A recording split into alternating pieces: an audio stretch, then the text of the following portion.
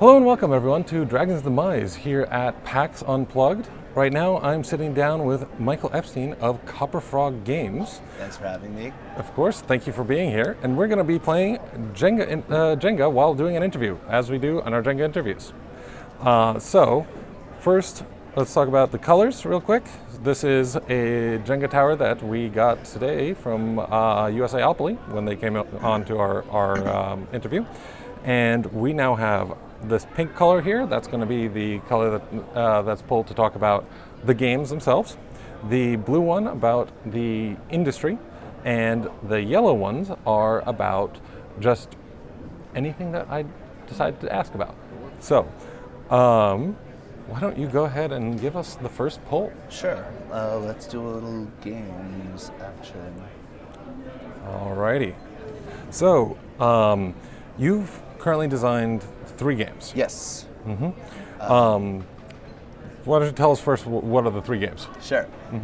Pigment is a 1 to 3 player Renaissance painting worker placement game where you're master painters of the Renaissance who have run out of paint. And so it's all about sending your apprentices to gather the pigments you need to paint various masterpieces from the Renaissance. That one kickstarted 2 years ago at PAX Unplugged. It was actually live on Kickstarter. Oh, awesome. So we actually were here boothing with the Aegis Combining Robots booth, and neither of us had our games yet, but we were taking pre-orders and Kickstarters. Well, there you go, yeah. Awesome. The second Kickstarter we ran was for the Meeple Machine, which is kind of a novelty selling meeples out of gumball machines. Okay. And we did a stretch goal game called Meep Frog.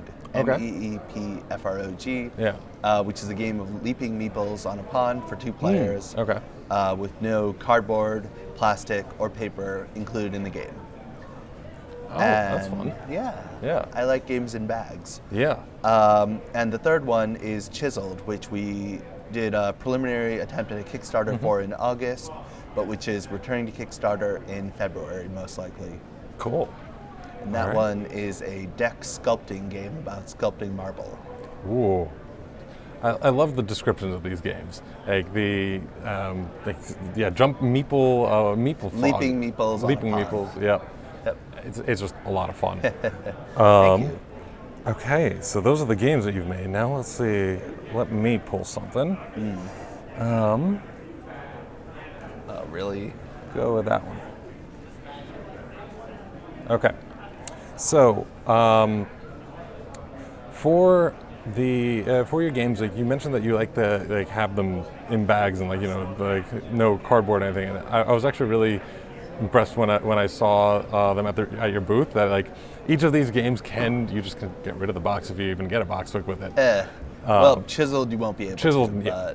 but that's because it's very much a card game. Yeah, but the other 2, especially, I think, what was it? Painted? Pigment. Pigment. There we go. We'll really And forget. Meep Frog. Yeah. So Yep. Pigment, that one, you can fit that all in a bag, and you also based it on Lords of Waterdeep, from what I heard. Yes. So it specifically one game of Lords of Waterdeep that Okay. ran very, very long. Yeah. It ran way too long, but all the players wanted to keep playing because they liked the game, but they didn't like how long it was taking. Okay. Because they had other obligations to go to, Of course. et cetera, et cetera. So I was like, afterwards, how can I make this game in a half hour or less? And I got it down to about 20 minutes, I think. So Yeah. it's a good way to introduce players to the idea of once I go there, I get to do a thing, you don't get to do that thing until later. It's cool. You've got your little meeples that you put out onto the spaces to gain pigment, and then you use that pigment to purchase the different paintings, pretty much. Yeah, you paint them, but yes. Yes. Yeah. I mean, yeah. Yep. All right. Why don't you go ahead and Sure. draw? Let's see what some of Pull a these block. miscellaneous questions are like. Okay. Oh dear. Ooh. Dang. It's a very slippery tower. Yeah. All right. Right. So, one of our favorite questions to ask is, what are your other hobbies outside of board games? So My day job is working as the event coordinator at a game and comic shop in Lexington, Massachusetts. So I read comics. I like Marvel movies and action movies and the fantasy genre. Yeah. I play board games every week. I play D&D with a great group. Nice. Currently playing a level 4 human barbarian named Haldane Torres. Nice. Named after the Pathfinder language of the same name. But he claims to have been named after a faraway land. Because it's in D&D after all. Yep. Pathfinder doesn't exist. I mean, it doesn't in that world. Yeah. Galarian is a place, maybe. Who knows? We might go there someday. Might be a different plane. We'll see. Will not. But yeah, my life very much revolves around games. I like music, rock music. Cool. Used to play bass until a car accident, but you know, it happens. Yeah. Yeah. Awesome. Yeah. I like video games. I'm playing the new Pokemon game. Oh, I've been really enjoying that one. Shield is good. Yeah. Just got the 8th badge. Nice. Champion is really difficult. Well, depending on how you play it. If you play it like I do, then it's difficult. I've been training up about 15 different Pokemon evenly. Yep, that's pretty much what I've been doing. I get just pretty much any Pokemon that I could get from the region, like the Galar. I've just been using those and like not caring about anything else. I just need to find a Sliggoo. Goomy is my favorite dragon type, and I just want one. Yeah. Anyways, back to board games and Jenga, stuff. yes. Now I get to pull something. You're gonna knock this tower over. I'm going to do my best not to. Very concerned about how slippery this is. Let's go with that one. Yep. There we go. Cool. Got that one. All right. That's becoming the hardest part. It's kind of just. There we go. Fixed. All right. For now. Yes. We'll see. How did you get into gaming, board gaming, and just gaming in general? There were a few key moments, but I'd have to say that the biggest influencers in me getting into tabletop gaming were my friend Alexander, back in elementary school, got me into video gaming. Yeah. And then when I graduated high school, a little game had come out called Dominion. And I don't think anyone's heard of that my one. friend Eric had me drive him to the local game store in Cambridge before there was one in Lexington. We bought it, came back, played it. Nice. And so that was really one of the big moments. But I had actually made board games back in preschool, middle school, high school. And none of them were any good, but on the other hand, it kind of got me thinking about how people play. Yeah, exactly. That's cool stuff. Yeah, awesome. Yeah. All right. All right, my it's turn. your pull. Let's do another industry one to try and balance this out a bit.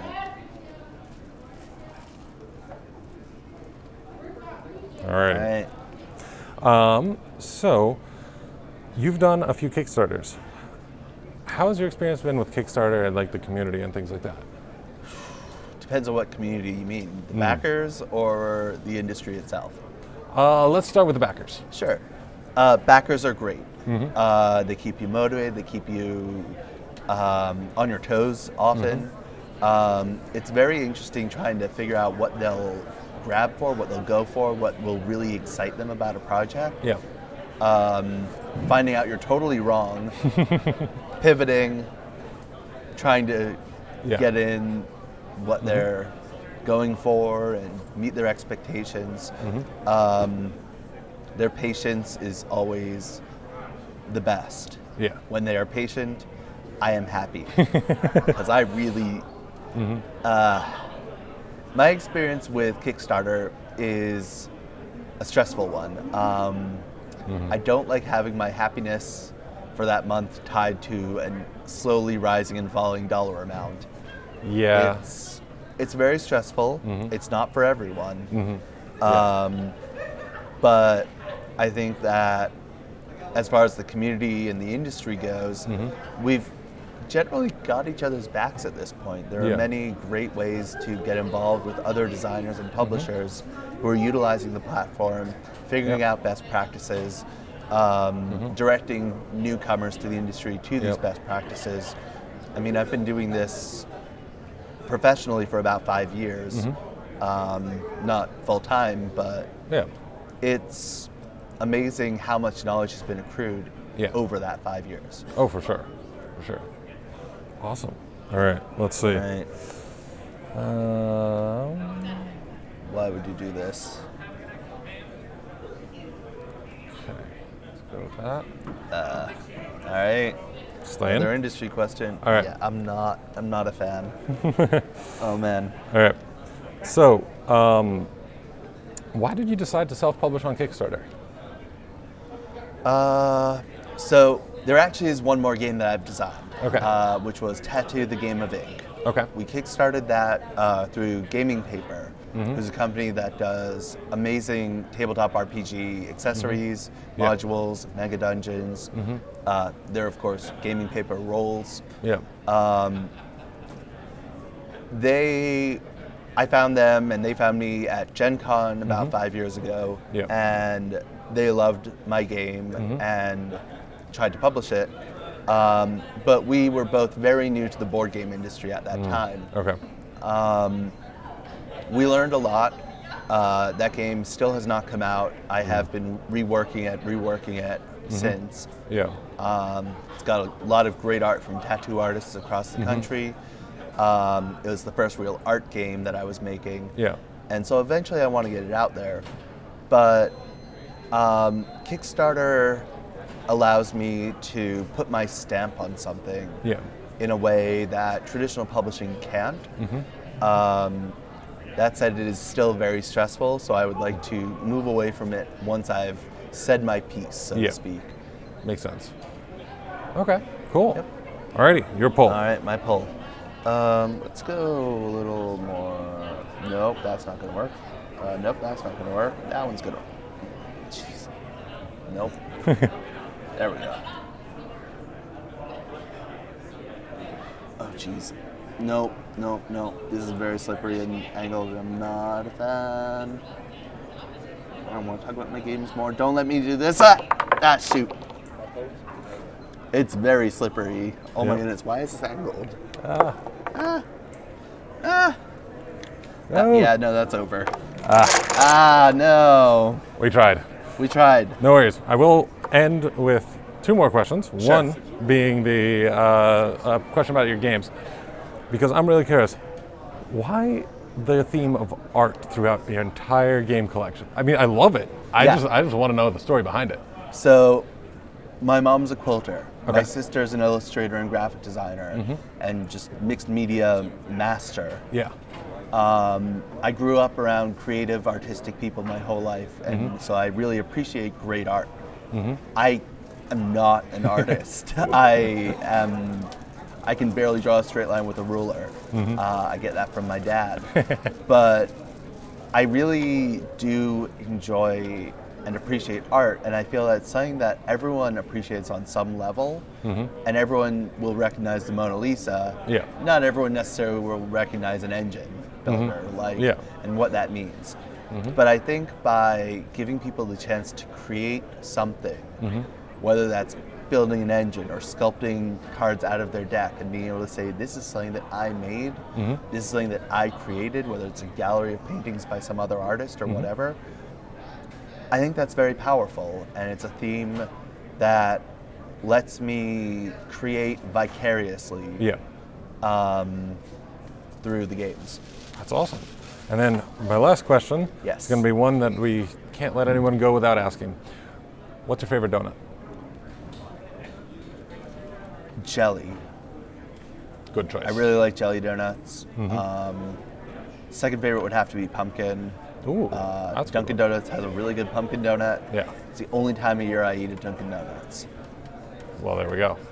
Well, Michael, thank you so much for joining me. Thank you so much, Jacob. It was a pleasure to have you on our Jenga interviews. And for you all, thank you for joining us on another Jenga interview here at Pax Unplugged. We hope that you enjoyed it, and stay tuned for some more content coming out soon. Yeah. All right. Bye, everyone. All right. Bye.